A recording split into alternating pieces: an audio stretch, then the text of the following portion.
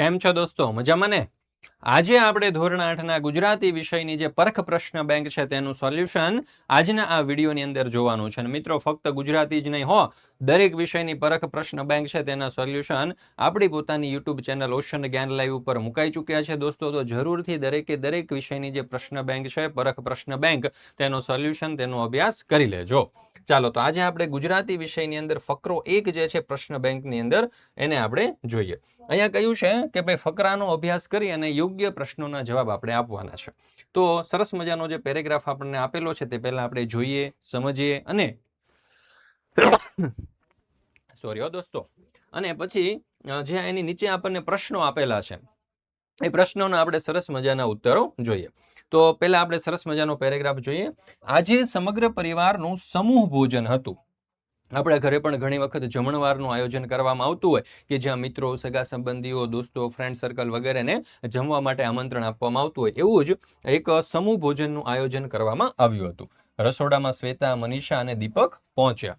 આ 3 વ્યક્તિઓ રસોડામાં પહોંચે છે. ત્યાં તેમણે રસોડામાં 10 જાતના શાકભાજી જોયા, એટલે કે 10 અલગ અલગ પ્રકારના શાકભાજી. રીંગણા, ટામેટા, કોબીજ, ફુલાવર, મોગરી, સરગવાની શીંગો વગેરે 10 પ્રકારના શાકભાજી જુએ છે. એટલે કે હવે 10 અલગ અલગ શાકભાજી જોયા એટલે એમને વિચાર આવ્યો કે ભાઈ આમાંથી આપણે શાક કયું બનાવવું. તો મનીષાએ કહ્યું કે મને કોબીનો સંભારો બહુ ગમે. શ્વેતાએ કહ્યું કે સરગવાની શીંગોનું શાક તો હું સાંજે જ બનાવું છું. દીપકને રીંગણાનો ઓળો બહુ ભાવે પણ બનાવતા ન આવડે. એટલામાં મિનલ આવી ગઈ. તો જો મિનલે શું કહ્યું કે જાત જાતના શાકભાજી જોતા જ તેણે મિક્સ સબ્જી બનાવવાનું સૂચવ્યું. મિક્સ સબ્જી એટલે શું? તો કે બધા જ શાકભાજી ભેગા કરવા અને એમાંથી એક મિક્સ સબ્જી બનાવો. અને પછી આ લોકોએ આખું પંચકૂટિયું શાક બનાવવાની બધી જ જવાબદારી શ્વેતાએ લીધી. જો બધી જ મિક્સ સબ્જી હોય ને, પંચકૂટિયું શાક એટલે 5 અથવા તો 5 કરતા વધારે શાકભાજીઓ લઈ અને જે શાક બનાવવામાં આવે એને પંચકૂટિયું શાક કહેવાય. આવી એક બીજી પણ શાકભાજી છે કે એટલે કે એક સબ્જી છે અથવા તો એક શાક છે કે જેની અંદર બીજા ઘણા બધા શાકભાજીઓનો ઉપયોગ કરી અને બનાવવામાં આવે છે. બરાબર? એ શાકભાજીનું નામ શું છે? કોમેન્ટની અંદર જરૂરથી જણાવજો. એટલે કે શાકભાજી મીન્સ કે સબ્જીનું નામ, તો એનું નામ છે ઊંધિયું. અને એવી જ બીજી એક વલસાડની પ્રખ્યાત આઈટમ, એટલે કે વલસાડનું પ્રખ્યાત ડીશ છે અથવા તો નાસ્તો છે અથવા તો ભોજન છે કે જેમાં પણ ઘણા બધા પ્રકારના શાકભાજીઓ એડ કરી, ઉમેરી અને એ બનાવવામાં આવતું હોય છે. બરાબર છે? એનું નામ તો તમે કોમેન્ટની અંદર જણાવજો. ઉપરથી શરૂ થાય, હું તમને એક હિન્ટ આપી દઉં. ઉપરથી. બરાબર? જેમને પણ આવડતું હોય કોમેન્ટની અંદર જરૂરથી જણાવજો. ચાલો હજી એક હિન્ટ આપી દઉં. અહીંયા 2 આ રીતે આવશે ખાલી જગ્યા, પછી પાછળ યુ આવશે. બરાબર? આ એક વાનગીનું નામ છે. વલસાડની ફેમસ વાનગી છે.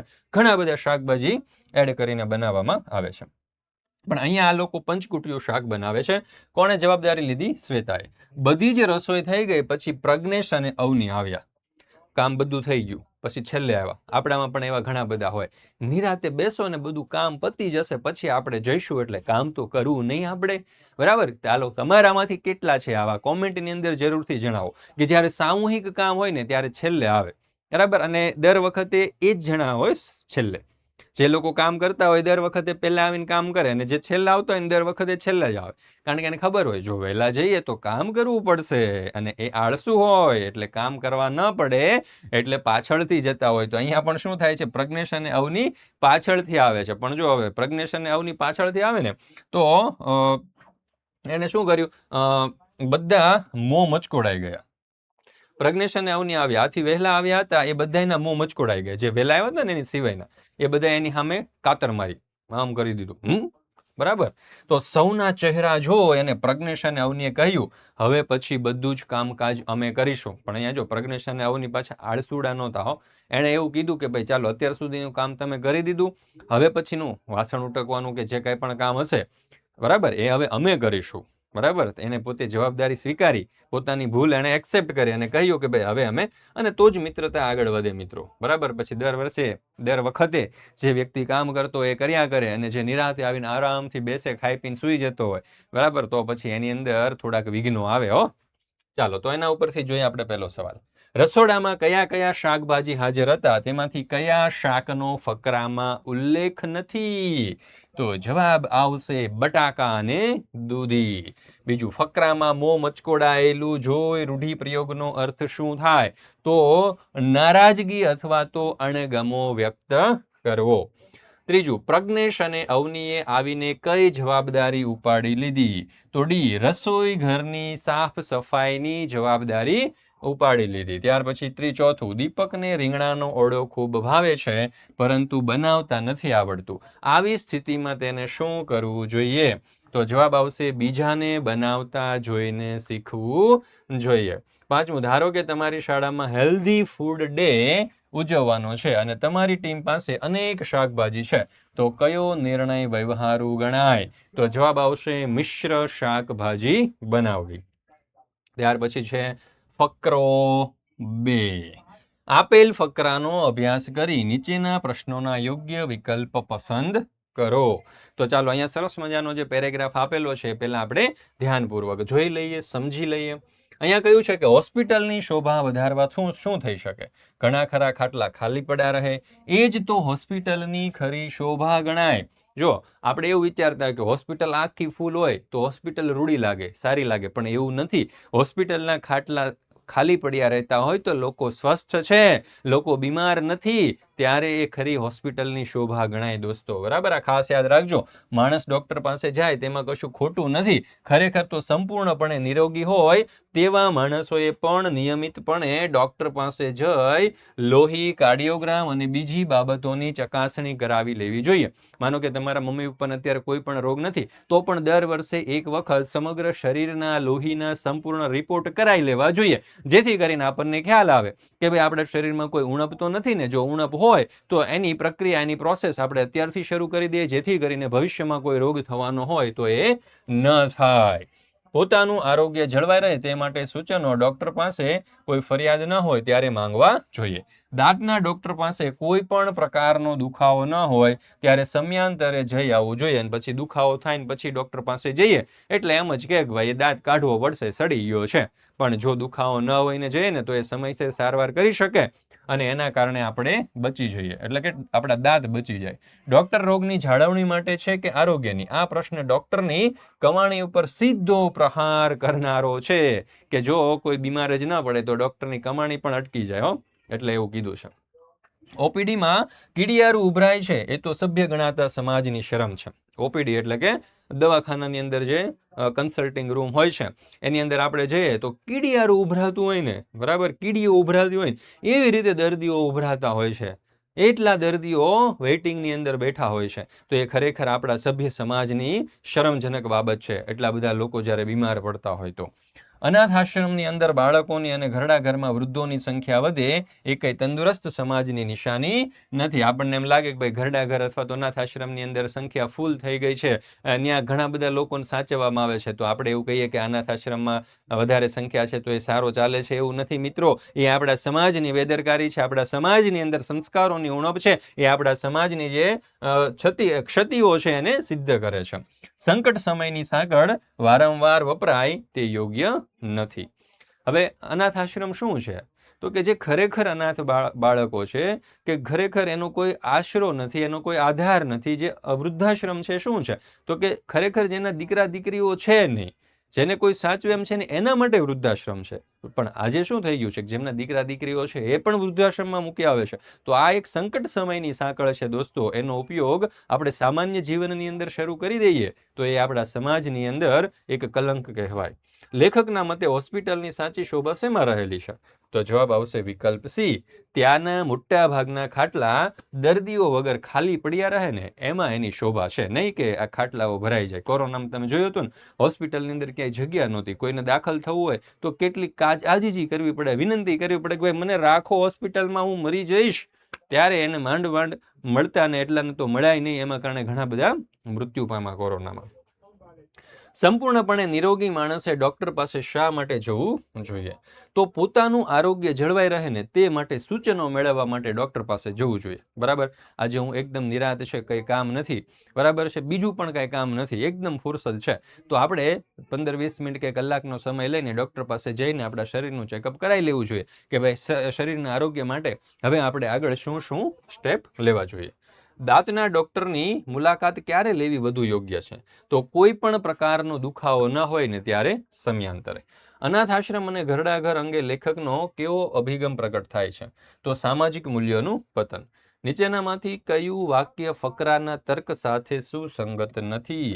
તો જવાબ આવશે રોજ 1000 દર્દીઓને ઉત્તમ સારવાર આપે તે શોભા છે. બરાબર, 1000 દર્દીઓને સારવાર આપવી એ શોભા નથી, પણ ખરેખર 1000 દર્દીઓ બીમાર જ ન પડે એવી સમાજની અંદર વ્યવસ્થા ઊભી કરવી, બરાબર, એ ખરેખર આપણી શોભા છે.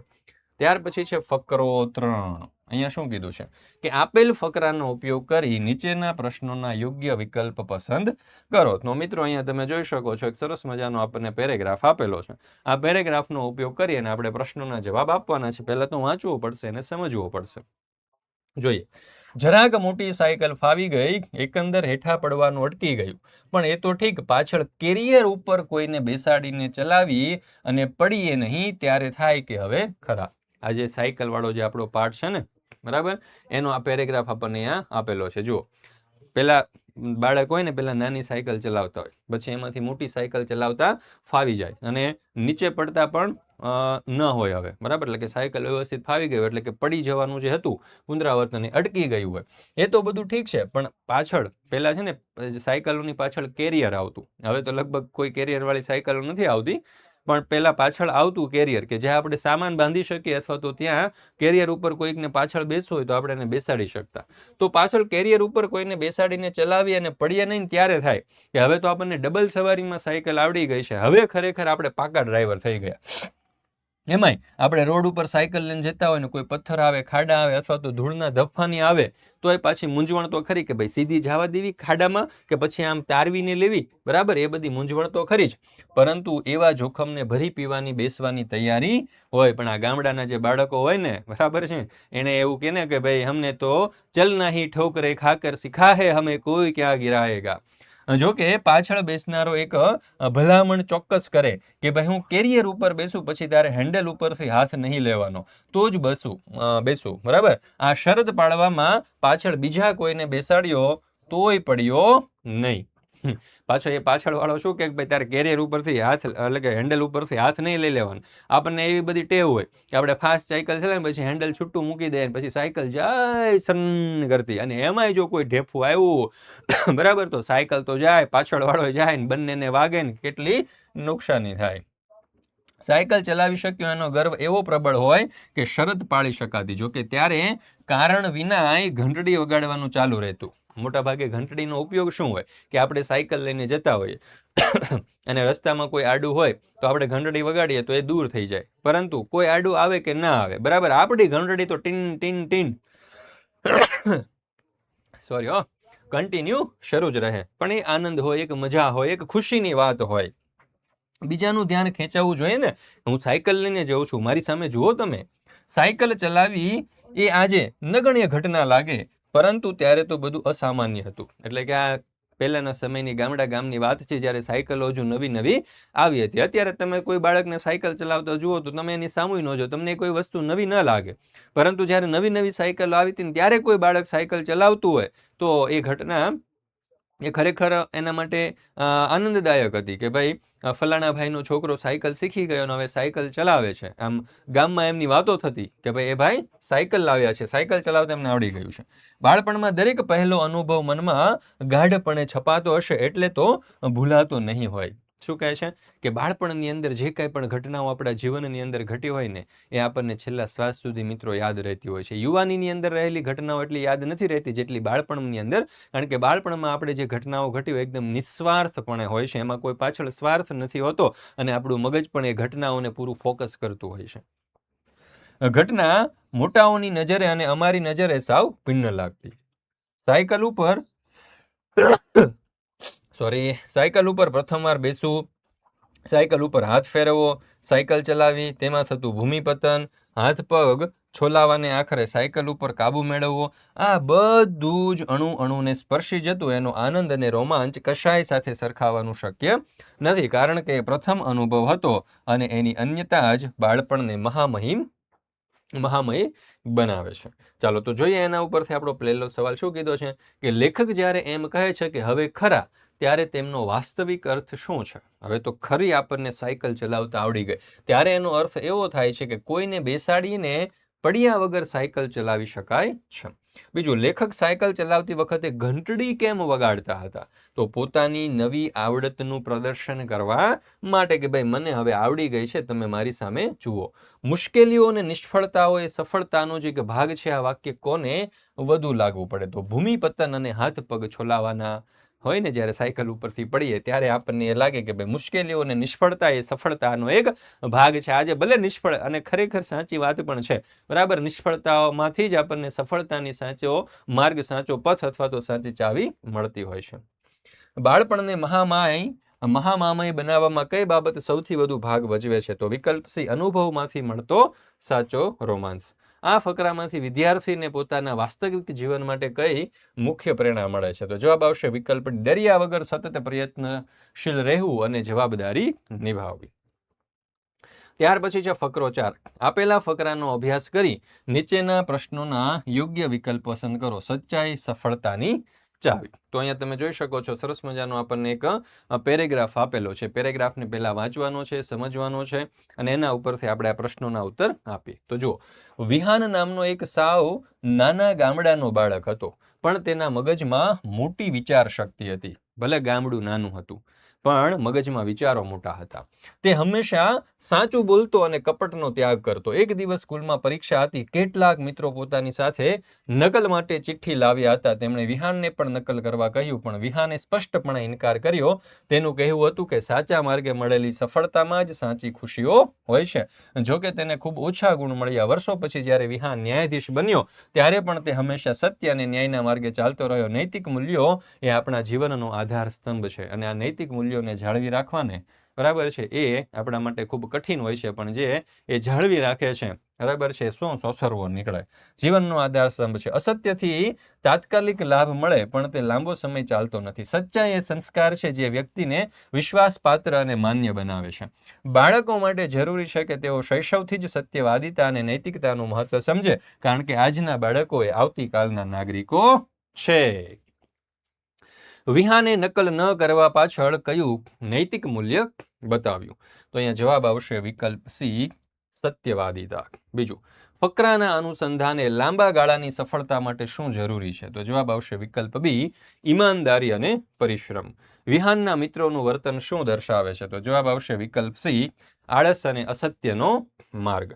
ફકરાના આધારે નીચેનામાંથી કયું વિધાન સાચું છે? તો અંતે હંમેશા સત્ય જ વિજયી બને છે. જો તમે વિહાનની જગ્યાએ હોય તો શું કરો? તો સત્યના માર્ગે ચાલવાનું હું પસંદ કરું. ચાલો, ત્યાર પછી આપણે ફકરા નંબર 5 જોઈએ. આપેલ ફકરાનો અભ્યાસ કરી પ્રશ્નોના યોગ્ય વિકલ્પ પસંદ કરો. તો અહીંયા એક શિક્ષક જે હોય, બરાબર છે, એના વિશેનું છે કે ભાઈ જો હું એક દિવસ માટે શિક્ષક બનું તો હું ધોરણ, દંડ કે પરીક્ષા વગર ભાર મૂક્યા વિના શિક્ષણને મજા અને સમજદારીથી ભણાવવાનું કાર્ય કરું. તો આ સમગ્ર પેરેગ્રાફ જે છે, ફકરો નંબર 5 આપણને આપેલો છે. તમારે ધ્યાનપૂર્વક વાંચી લેવાનો છે, સમજી લેવાનો છે, અને જોઈએ એમના ઉપરથી પહેલો સવાલ. લેખક એક દિવસ માટે શિક્ષક બનીને શું મુખ્ય લક્ષ્ય રાખે છે? તો જવાબ આવશે આપણો વિકલ્પ સી, ભણવાનું મજા અને સમજથી કરાવવું. ભણવાનું મજા અને સમજથી કરાવવું. વર્ગખંડને રંગભૂમિ કહેવાનો મુખ્ય અર્થ? તો વિચારો વ્યક્ત કરવાની તક આપવી. ત્યાર પછી છે, શિક્ષક તરીકે લેખક વિદ્યાર્થીઓને કઈ મહત્વની વાત શીખવાડવા ઈચ્છે છે? તો પ્રશ્ન પૂછવાની હિંમત હોવી જોઈએ અને કરવી જોઈએ. દરેક પ્રશ્ન મૂલ્યવાન છે. આ વિચારનો સૌથી યોગ્ય અર્થ કયો છે? તો પ્રશ્ન પૂછવાથી નવી સમજ અને જ્ઞાન મળે છે આપણને. જો તમારા વર્ગમાં કોઈ વિદ્યાર્થી જવાબ ખોટો આપે અને બધા તેના ઉપર હશે, તો શિક્ષક તરીકે તમે શું કરશો? તો ફરી પ્રયાસ કરવા માટે પ્રોત્સાહિત કરીશું. હવે આપણે જોઈએ વાર્તા. આપેલ વાર્તાનો અભ્યાસ કરી નીચેના પ્રશ્નોના યોગ્ય વિકલ્પ પસંદ કરો. તો અહીંયા તમે જોઈ શકો છો, આપણને એક સરસ મજાની વાર્તા આપેલી છે, તમારે ધ્યાનપૂર્વક વાંચવાની છે, અને જોઈએ એમના ઉપરથી સવાલો. પહેલો સવાલ, જો ચોથો મિત્ર ઝાડ ઉપર ન ચડ્યો હોત તો વાર્તાનો અંત કેવો હોત? તો જવાબ આવશે ચારેય મિત્રો મૃત્યુ પામ્યા હોત. બીજું, 3 વિદ્વાન મિત્રોની સૌથી મોટી ભૂલ કઈ હતી? તો વિનય વગર વિદ્યાનો ઉપયોગ કર્યો. એક કહેવત છે ને કે ભાઈ વિદ્યા વિનયથી શોભે, તો વિદ્યાની સાથે વિનય પણ જરૂરી છે. ત્રીજું, આજના સમયમાં સિંહને સજીવન કરવો એ કઈ ઘટના સાથે સરખાવી શકાય? તો જવાબ આવશે પ્લાસ્ટિકનો ઉપયોગ જવાબદારી વગર કરવો. જો તમે ચોથા મિત્ર હોત અને ત્રણેય તમારી વાત ન માનત તો ઝાડ ઉપર ચડવા સિવાય બીજું શું કરી શકતા હતા? તો મોટેથી બૂમો પાડી અને આજુબાજુના લોકોને પણ બોલાવી શકાય. આ વાર્તા આજના વૈજ્ઞાનિકોને શું શીખવે છે? તો કે શોધ કરતા પહેલા લાભાલાભ વિચારવા જોઈએ. છઠ્ઠું, ચારેય મિત્રમાંથી ચોથા મિત્રમાં અન્ય મિત્રો કરતા અલગ વિશેષતા કઈ હતી? તો એમની પાસે વ્યવહારુ બુદ્ધિ વધારે હતી. શું હતી? વ્યવહારુ બુદ્ધિ. ચાલો ત્યાર પછી સાતમું, નીચે આપેલા શબ્દોને વાર્તાના ઘટનાક્રમની અંદર ગોઠવો. તો આપણે 2, 4, 3 અને 1 એટલે કે પહેલા 4 મિત્રો, ત્યાર પછી ચોથું મરેલો સિંહ, ત્યાર પછી ત્રીજું મંત્રોચ્ચાર અને ત્યાર પછી સજીવન થવું. ચાલો ત્યાર પછી છે વાર્તા નંબર 2. અહીંયા આપણને એક સરસ મજાની વાર્તા આપેલી છે. આ વાર્તાને પણ પહેલા તમારે ધ્યાનપૂર્વક વાંચી લેવાની છે, બરાબર? ત્યાર પછી એના ઉપરથી જોઈએ પહેલો સવાલ. ટામેટાએ જ્યારે મરચાને કહ્યું કે મીઠાશનો પણ એક અનેરો આનંદ હોય છે, તો એ કયો ગુણ કે મૂલ્ય શીખવવાનો પ્રયત્ન છે? તો જવાબ આવશે વિનમ્રતા અને સહ અસ્તિત્વનો ગુણ. બરાબર, બધા જે સહ અસ્તિત્વથી રહેવું જોઈએ.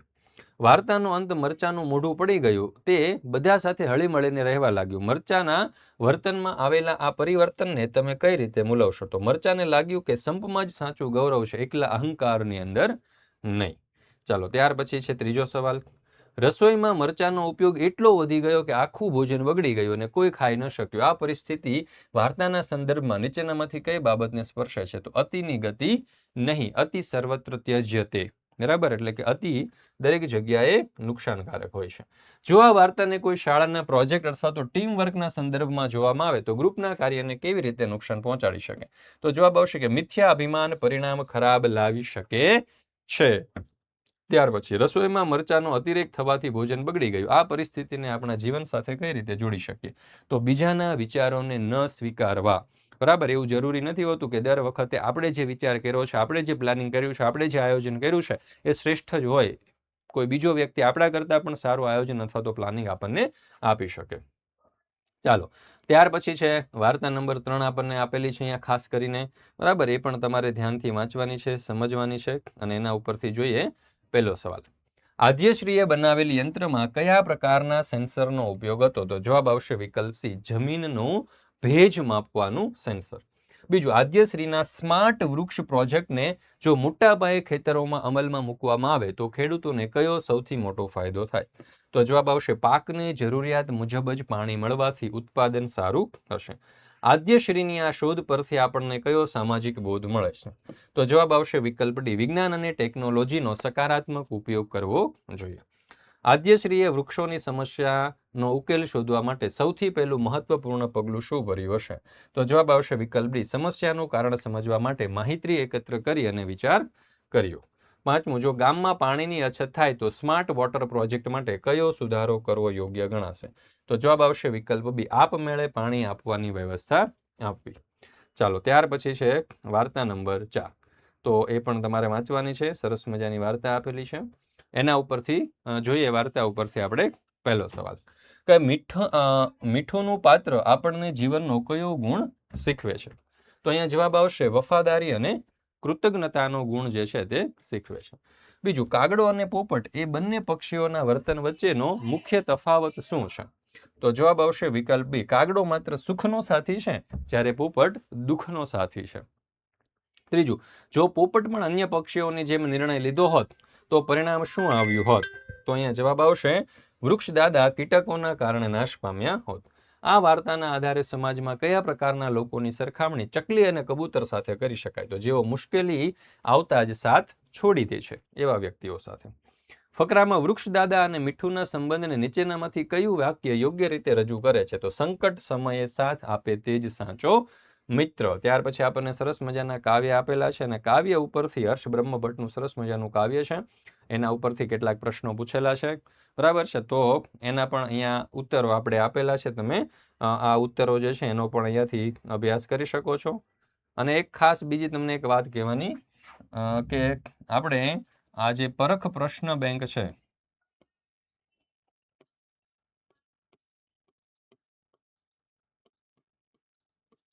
બરાબર, તેના આધારિત પ્રશ્ન બેંક આધારિત MCQ ક્વિઝ તૈયાર કરેલી છે આપણી પોતાની એપ્લિકેશન ઓશન જ્ઞાન લાઈવ ઉપર.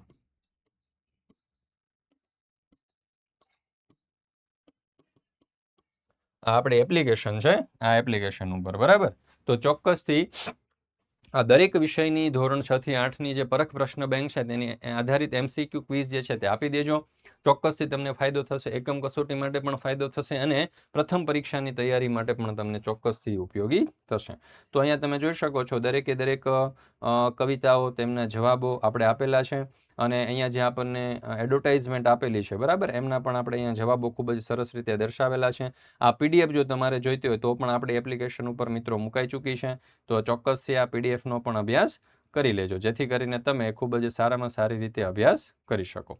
તો આ રીતે અહીંયા તમે જોઈ શકો છો કે આપણે સરસ મજાની આ જે પરખ પ્રશ્ન બેંક છે તેના સોલ્યુશન તમારી સમક્ષ રજૂ કરેલા છે. તો ચોક્કસથી આ દરેકે દરેક પ્રશ્નો જે છે તેનો અભ્યાસ કરી લેવા ખાસમ ખાસ વિનંતી.